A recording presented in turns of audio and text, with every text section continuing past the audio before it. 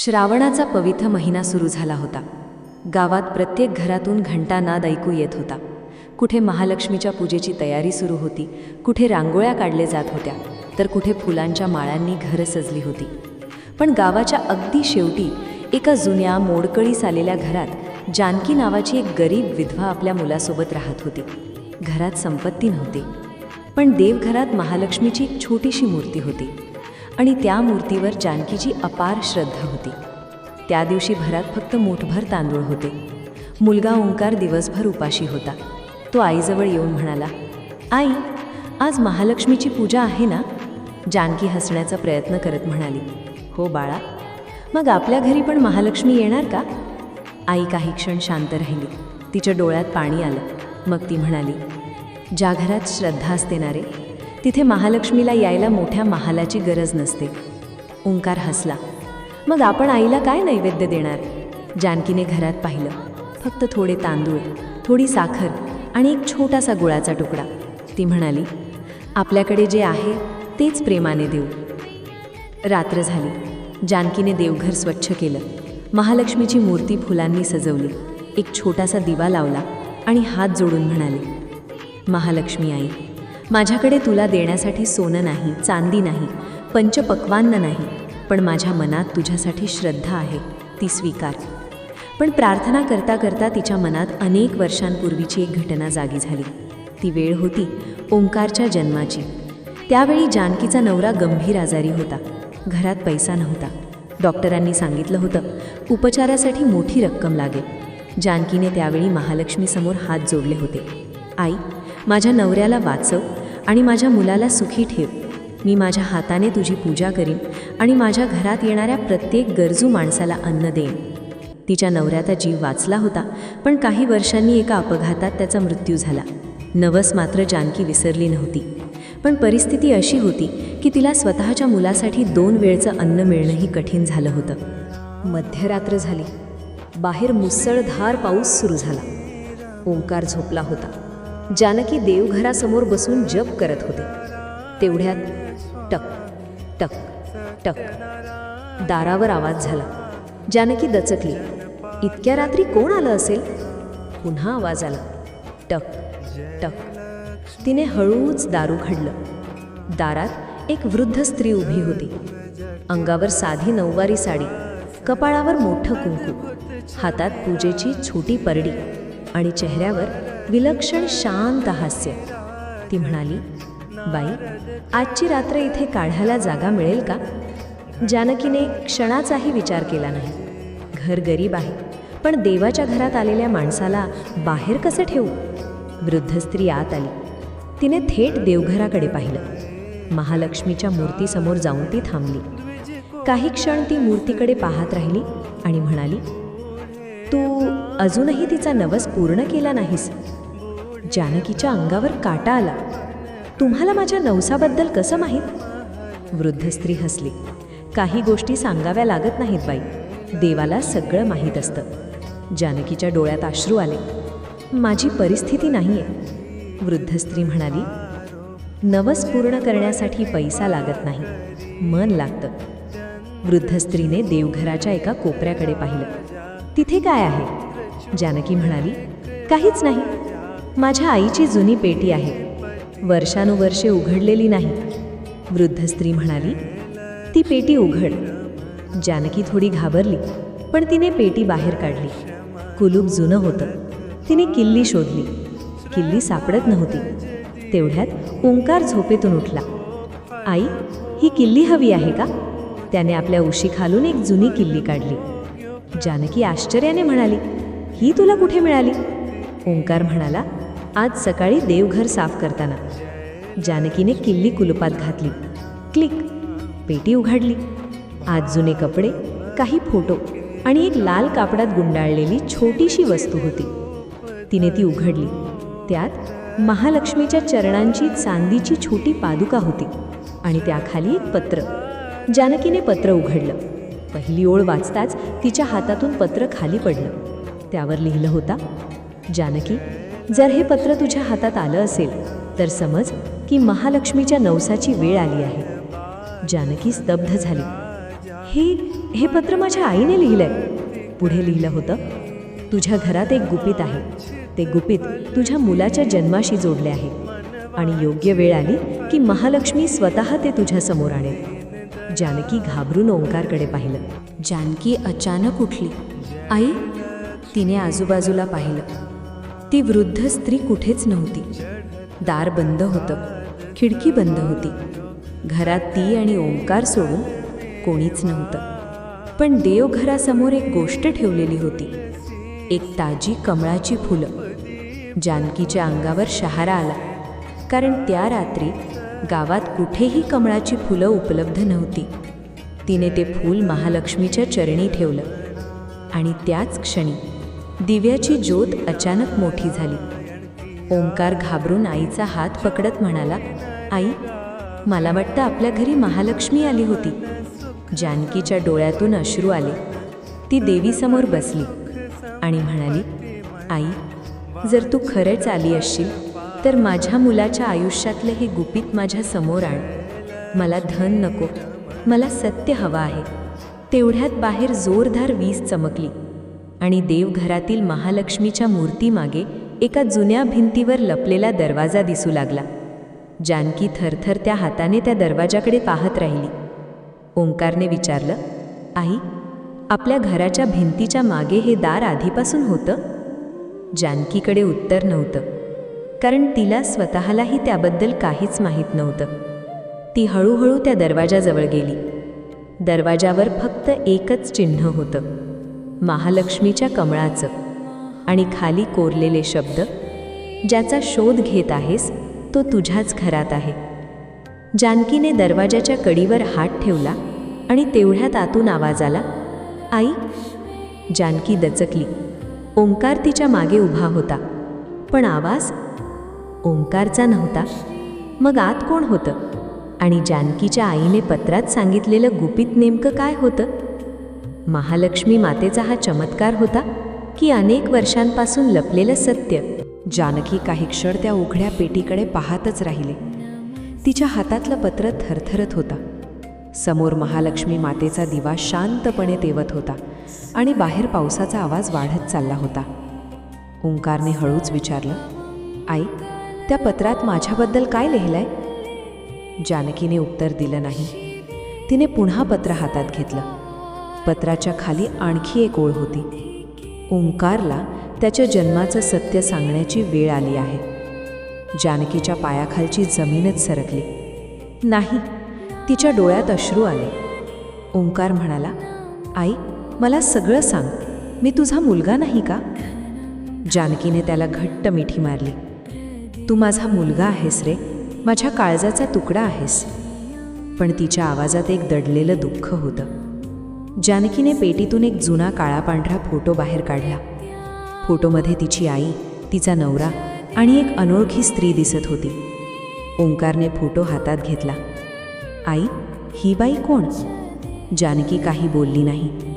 काही क्षणांनी ती म्हणाली, हीच ती स्त्री आहे जिच्यामुळे तुझं आयुष्य माझ्या आयुष्यात आलं. ओंकार आश्चर्याने तिच्याकडे पाहू लागला. म्हणजे? जानकीच्या डोळ्यातून अश्रू वाहू लागले. तुझा जन्म झाल्यानंतर तुझ्या आईने, ती थांबली. तुझ्या जन्मदात्री आईने तुला माझ्याकडे सोपवलं होतं. ओंकार स्तब्ध झाला. माझी जन्मदात्री आई कोण होती? जानकीने फोटोतील स्त्रीकडे बोट केलं. ही श्रावणातीलच एक रात्र होती. मुसळधार पाऊस पडत होता. ती स्त्री तुला घेऊन माझ्या दारात आली होती. तुझ्या गळ्यात हीच महालक्ष्मीची छोटी पादुका होती. तिने मला फक्त एवढंच सांगितलं, याला सांभाळा, याच्या आयुष्यात महालक्ष्मी मातेची कृपा आहे. एक दिवस सत्य स्वतः याच्यापर्यंत पोहोचेल. आणि मग ती कायमची निघून गेली. ओंकारच्या डोळ्यात अश्रू आले. तुम्ही मला हे आधी का सांगितलं नाही? जानकी म्हणाली, कारण मला भीती वाटत होती तुला गमावण्याची. अचानक देवघरातील दिव्याची ज्योत जोराने फडफडली. पेटीत ठेवलेल्या चांदीच्या पादुका हलकेच चमकल्या. दोघांनीही देवीकडे पाहिलं आणि त्या क्षणी पेटीच्या तळाशी एक लहानसा गुप्त कप्पा दिसला. ओंकारने तो उघडला. आत एक जुनी चावी होती. चावीवर कमळाचं चिन्ह कोरलेलं होतं. जानकीने ती पाहताच घाबरून म्हटलं, ही चावी कशाची आहे आई? जानकीने हळू आवाजात उत्तर दिलं, मला माहीत नाही, पण माझ्या आईने एकदा मला सांगितलं होतं, ज्या दिवशी महालक्ष्मी स्वतः मार्ग दाखवेल त्या दिवशी ही चावी वापर. ओंकारने देवघराच्या मागे असलेल्या गुप्त दरवाजाकडे पाहिलं. दोघांनाही आता समजलं होतं, हीच त्या दरवाजाची चावी होती. ओंकारने चावी हातात घेतली. जानकीने त्याचा हात पकडला. बाळा, दार उघडू नकोस. का? कारण तुझ्या जन्माचं सत्य कदाचित त्या दारामागे आहे. दोघे काही क्षण शांत राहिले. मग ओंकार म्हणाला, आई, इतकी वर्ष आपण सत्यापासून पळत आलो, पण आज महालक्ष्मी मातेने स्वतः आपल्याला इथपर्यंत आणलंय. आता मागे फिरायचं नाही. त्याने चावी कुलपात घातली. क्लिक. दरवाजा हळूहळू उघडला. आत पूर्ण अंधार होता, पण काही क्षणांनी अंधाराच्या शेवटी एक छोटासा दिवा दिसला आणि त्या दिव्याजवळ एक जुना पाळणा ठेवलेला होता. पाळण्यावर लाल कापड होतं. त्यावर महालक्ष्मीचं कमळ कोरलेलं होतं. जानकीच्या तोंडून फक्त एकच शब्द निघाला, आई. ओंकार त्या पाळण्याजवळ गेला. लाल कापड उचललं. आत एक जुनी छोटीशी वस्तू होती आणि तिच्यासोबत एक पत्र. ओंकारने पत्र उघडलं. पहिलीच ओळ वाचून त्याच्या डोळ्यातून अश्रू आले. माझ्या लेकरा, जर हे पत्र तुला मिळालं असेल तर समज तुझी आई तुला कधीच सोडून गेली नव्हती. जानकीने त्याच्याकडे पाहिलं, पण पुढचं वाक्य वाचताच दोघांच्याही चेहऱ्यावर भीती पसरली. कारण पत्राच्या शेवटी लिहिलं होतं, माझा मृत्यू अपघात नव्हता. जानकीच्या हातातून दिवा जवळजवळ खाली पडला. महालक्ष्मीच्या मूर्तीसमोरची घंटा अचानक वाजली. टणटणन. आणि गुप्त खोलीच्या अंधारातून एक स्त्रीचा मंद आवाज ऐकू आला, सत्य अजून पूर्ण झालेलं नाही. गुप्त खोलीत काही क्षण पूर्ण शांतता पसरली होती. फक्त एका छोट्याशा दिव्याची ज्योत लुकलुकत होती. ओंकारच्या हातात ते पत्र होतं. त्याच्या डोळ्यांसमोर फक्त एकच वाक्य होतं, माझा मृत्यू अपघात नव्हता. ओंकारने थरथरत्या आवाजात विचारलं, आई, माझ्या आईला कुणी मारलं? जानकीने डोळे मिटले. तिच्या मनात अनेक वर्षांपूर्वीची ती काळी रात्र पुन्हा जिवंत झाली. ती म्हणाली, मला माहीत नाही बाळा, पण तुझी आई मरायच्या आधी माझ्याकडे आली होती. ती खूप घाबरलेली होती. तिने मला फक्त एवढंच सांगितलं होतं, जानकी, ओंकारला सांभाळ. काहीही झालं तरी त्याला त्या लोकांपासून दूर ठेव, कारण त्यांना ओंकार नको आहे. ओंकारच्या चेहऱ्यावर भीती उमटली. पण कोण होते ते लोक? जानकीने उत्तर देण्याआधीच गुप्त खोलीच्या बाहेरून पावलांचा आवाज आला.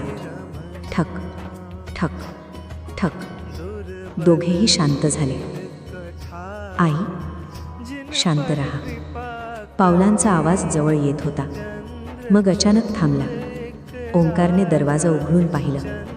बाहेर कुणीच नव्हतं, पण जमिनीवर एक लाल कमळ ठेवलेलं होतं. ओंकारने ते कमळ हातात घेतलं. कमळाच्या खाली एक छोटासा कागद होता. त्यावर लिहिलं होतं, जिथे तुझा जन्म झाला तिथेच तुझ्या आईचं शेवटचं पाऊल पडलं होतं. जानकीच्या अंगावर काटा आला. महालक्ष्मी मंदिर, ती हळू आवाजात म्हणाली. ओंकारने विचारलं, महालक्ष्मी मंदिरात माझा जन्म झाला? जानकीने मान हलवली. हो, तुझी आई तुला घेऊन तिथे गेली होती. ती म्हणाली होती, मातेच्या चरणी माझ्या मुलाचं आयुष्य सोपवते. त्या रात्री मंदिरात मोठी पूजा होती. पण दुसऱ्या दिवशी तुझी आई गायब झाली आणि मग 2 दिवसांनी तिच्या अपघाताची बातमी आली. ओंकारच्या डोळ्यात अश्रू आले. म्हणजे माझ्या आईचा मृत्यू आणि महालक्ष्मी मंदिर यांचा संबंध आहे? जानकी काही बोलली नाही. दुसऱ्या दिवशी सकाळी जानकी आणि ओंकार महालक्ष्मी मंदिराकडे निघाले. श्रावणाचा पाऊस नुकताच थांबला होता. रस्त्याच्या दोन्ही बाजूंना हिरवीगार झाडं होती. ओंकारच्या हातात ती चांदीची पादुका होती. मंदिराजवळ पोहोचताच त्याच्या हातातील पादुका अचानक गरम झाल्या. तो दचकला. आई, जानकीने त्याचा हात पकडला. मंदिरातील पुजाऱ्याने त्यांच्याकडे पाहिलं. तो काही क्षण ओंकारकडे पाहत राहिला. मग त्याने विचारलं, कोणाचा मुलगा आहेस? ओंकार म्हणाला, माझं नाव ओंकार, माझ्या आईचं नाव. पुजाऱ्याच्या चेहऱ्यावर अचानक बदल झाला.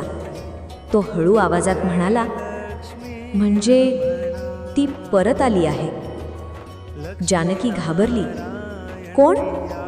पुजारी काही क्षण शांत राहिला, मग म्हणाला, तुझी आई. ती मरण्याआधी इथे आली होती. तिने माझ्याकडे एक वस्तू ठेवली होती. कुठली वस्तू? पुजारी मंदिराच्या जुन्या कपाटाजवळ गेला. त्याने कपाट उघडलं. आत एक छोटीशी पेटी होती. पेटीवर तेच कमळाचं चिन्ह होतं. पेटी उघडली. आत एक जुना फोटो, एक छोटीशी चांदीची बांगडी आणि एक पत्र होतं. पुजाऱ्याने पत्र ओंकारच्या हातात दिलं. हे तुझ्यासाठी आहे. ओंकारने पत्र उघडलं. त्यात लिहिलं होतं, माझ्या लेकरा, कदाचित हे पत्र तुला माझ्या हातून मिळणार नाही, पण जर तू हे वाचत असशील तर समज महालक्ष्मी मातेने तुला माझ्यापर्यंत पोहोचवलं आहे. माझ्यावर विश्वास ठेव. तुझ्या जन्मामागे एक मोठं रहस्य आहे. तुझ्या वडिलांनी मला एक सत्य सांगितलं होतं आणि ते सत्य काही लोकांना माहीत झालं, म्हणूनच माझा जीव धोक्यात आला. पण त्यांनी एक गोष्ट विसरली की महालक्ष्मीच्या चरणी ठेवलेल्या लेकराचं रक्षण स्वतः माता करते. ओंकारच्या डोळ्यातून अश्रू वाहू लागले. पत्राच्या शेवटी लिहिलं होतं, तुझ्या वडिलांनी जे लपवलं आहे ते मंदिराच्या जुन्या घंटेखाली आहे. ओंकार आणि जानकीने एकमेकांकडे पाहिलं. मंदिरातील जुनी मोठी घंटा वर्षानुवर्ष तिथेच होती. पुजाऱ्यांनी शिडी आणली. घंटेच्या मागे एक लहानसा लोखंडी कप्पा होता. तो उघडताच एक जुनी डायरी बाहेर पडली. डायरीच्या पहिल्या पानावर लिहिलं होतं, ओंकारच्या जन्माचं खरं सत्य. ओंकारने डायरी उघडली. पहिल्या पानावर त्याच्या वडिलांची सही होती आणि पुढची ओळ वाचताच ओंकारच्या हातातून डायरी खाली पडली. कारण त्यात लिहिलं होतं, ओंकार माझा जन्मलेला मुलगा नाही, पण तो माझ्यासाठी माझ्या स्वतःच्या रक्तापेक्षा अधिक मौल्यवान आहे. जानकीच्या डोळ्यातून अश्रू वाहू लागले. मग पुढच्या पानावर लिहिलं होतं, त्याची खरी ओळख जगासमोर आली तर त्याच्या जीवाला धोका आहे. ओंकारने थरथरत्या आवाजात विचारलं, आई, मग मी नेमका कोण आहे? त्याच क्षणी मंदिरातील सर्व दिवे अचानक विझले. फक्त महालक्ष्मीच्या मूर्तीसमोरचा एक दिवा तेवत राहिला आणि त्या दिव्याच्या प्रकाशात देवीच्या चरणांजवळ एक नवीन कागद दिसला. त्यावर फक्त 4 शब्द होते, तुझी आई जिवंत आहे. ओंकार थिजून उभा राहिला. जानकीच्या डोळ्यात भीती आणि आश्चर्य एकाच वेळी उमटलं. जर ते खरं असेल तर इतकी वर्ष ओंकारची जन्मदात्री आई कुठे होती? तिने स्वतःला का लपवलं? आणि ओंकारच्या जीवाला धोका देणारे ते लोक कोण होते? तुझी आई जिवंत आहे, हे 4 शब्द जणू मंदिराच्या गाभाऱ्यात घुमत राहिले. ओंकार काही क्षण जागच्या जागी उभा राहिला. त्याच्या डोळ्यातून अश्रू वाहत होते. त्याने जानकीकडे पाहिलं. आई, तुला हे माहीत होतं? जानकीने मान खाली घातली. नाही रे बाळा, मला काहीच माहीत नव्हतं. मग माझी आई कुठे आहे? तेवढ्यात मंदिराच्या मागच्या बाजूने मंद घंटा नाद ऐकू आला. टन टन. पुजारी म्हणाला, मंदिराच्या मागे एक जुनी वाट आहे. वर्षानुवर्ष कोणी तिकडे जात नाही. तुझ्या आईने शेवटच्या वेळी मला एवढंच सांगितलं होतं की एक दिवस माझा मुलगा स्वतः मला शोधत इथे येईल. ओंकारने क्षणाचाही विलंब केला नाही. मला तिथे जायचंय. बाहेर पुन्हा पाऊस सुरू झाला. जानकी, ओंकार आणि पुजारी मंदिराच्या मागच्या अरुंद वाटेने पुढे जाऊ लागले. जंगल दाट होतं. पायाखाली ओलसर पानं, सभोवताली धुकं आणि दूरवर फक्त पावसाचा आवाज. अचानक ओंकार थांबला. आई, पायाखाली त्याला एक जुनी चांदीची बांगडी दिसली. तीच बांगडी जे काही वेळापूर्वी मंदिरातील पेटीत होती. जानकीच्या अंगावर काटा आला. ही इथे कशी आली? पुजारी शांतपणे म्हणाला, कदाचित महालक्ष्मी माता आपल्याला मार्ग दाखवत आहे. थोडं पुढे गेल्यावर जंगलात एक मोडकळीस आलेलं जुनं घर दिसलं. घराच्या दारावर कमळाचं चिन्ह होतं. ओंकारने दारावर हात ठेवला. आतून अचानक एका स्त्रीचा आवाज आला. ओंकार. तो थिजला.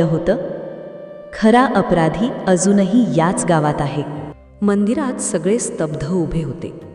ओंकारच्या हातात ती जुनी डायरी होती.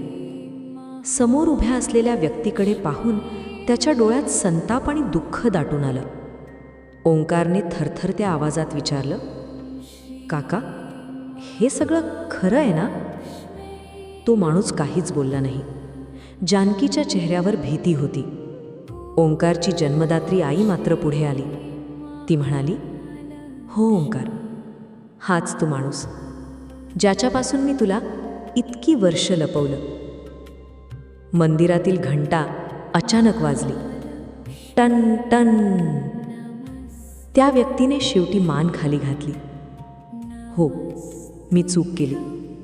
तुझ्या वडिलांना जे सत्य माहीत झालं होतं ते सत्य बाहेर येऊ नये म्हणून मी त्यांना धमकावलं, पण त्यांना थांबवता आलं नाही. ओंकारच्या डोळ्यात अश्रू आले. माझ्या वडिलांचा मृत्यू? तो काही क्षण शांत राहिला. मग म्हणाला, तो अपघात नव्हता, पण मी स्वतः त्यांचा जीव घेतला नव्हता.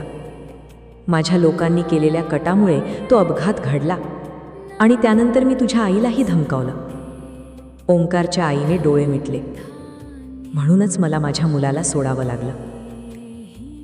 ओंकार त्या व्यक्तीकडे पाहत म्हणाला, तुम्ही माझं बालपण हिरावून घेतलं, माझ्या आईपासून मला दूर केलं, माझ्या वडिलांना गमावलं. पण तो महालक्ष्मीच्या मूर्तीकडे वळला. तुम्ही एक गोष्ट विसरलात. माझ्या आईने मला महालक्ष्मी मातेच्या चरणी सोपवलं होतं. तेवढ्यात गाभाऱ्यातील सर्व दिव्यांची ज्योत एकदम तेजस्वी झाली. मंदिरातील घंटा वाजू लागली. ओंकारच्या आईने हात जोडले. आई, आज माझ्या मुलाला सत्य मिळालं. आता त्याला न्यायही दे. पुजाऱ्याने पोलिसांना आधीच कळवलं होतं. डायरीतील नोंदी, जुने कागद आणि मंदिरातील पुरावे त्यांच्या हातात देण्यात आले. वर्षानुवर्ष लपलेलं सत्य अखेर समोर आलं. त्या व्यक्तीला अटक करण्यात आली. ओंकार शांतपणे महालक्ष्मीसमोर उभा राहिला. त्याच्या डोळ्यात अश्रू होते, पण यावेळी ते दुःखाचे नव्हते. तो आईकडे पाहून म्हणाला, आई, आज मला माझी आई मिळाली. माझ्या वडिलांचं सत्य मिळालं आणि माझं आयुष्य परत मिळालं. त्याची जन्मदात्री आई त्याला मिठी मारून रडू लागली. जानकीही त्यांच्याजवळ आली. ती म्हणाली, ओंकार, तू माझ्या पोटी जन्माला नसशील, पण माझ्या हृदयात तू कायम माझाच मुलगा आहेस. ओंकारने दोन्ही आईंचे हात हातात घेतले. मला 2 आई मिळाल्या, हेच माझं सर्वात मोठं भाग्य आहे. महालक्ष्मीच्या मूर्तीसमोर तिन्ही जण उभे राहिले. ओंकारने देवीच्या चरणी ती चांदीची पादुका ठेवली. अचानक देवीच्या चरणांवर ठेवलेलं एक लाल कमळ खाली पडलं आणि ओंकारच्या हातात आलं. त्याच्या आईच्या डोळ्यात अश्रू आले. ती म्हणाली, आईने आपला नवस पूर्ण केला. जानकीने हात जोडले. महालक्ष्मी आई, तू आमचं धन वाढवलंच नाहीस, पण आमचं कुटुंब परत दिलास. यापेक्षा मोठी लक्ष्मी कोणती? कधीकधी आयुष्यात सत्याला उशीर होतो, पण सत्य हरत नाही. अन्याय कितीही वर्ष लपवला तरी एका ना एका दिवशी तो समोर येतोच. आणि ज्याच्या मनात श्रद्धा असते त्याला संकटाच्या अंधारातही महालक्ष्मी मातेचा प्रकाश मार्ग दाखवतो.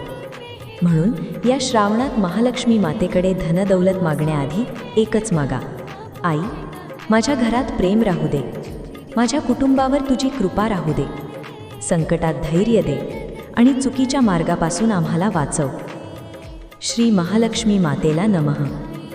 ही कथा तुमच्या मनाला भावली असेल तर कमेंटमध्ये नक्की लिहा. महालक्ष्मी आई, माझ्या घरावर तुझी कृपा सदैव राहू दे. श्री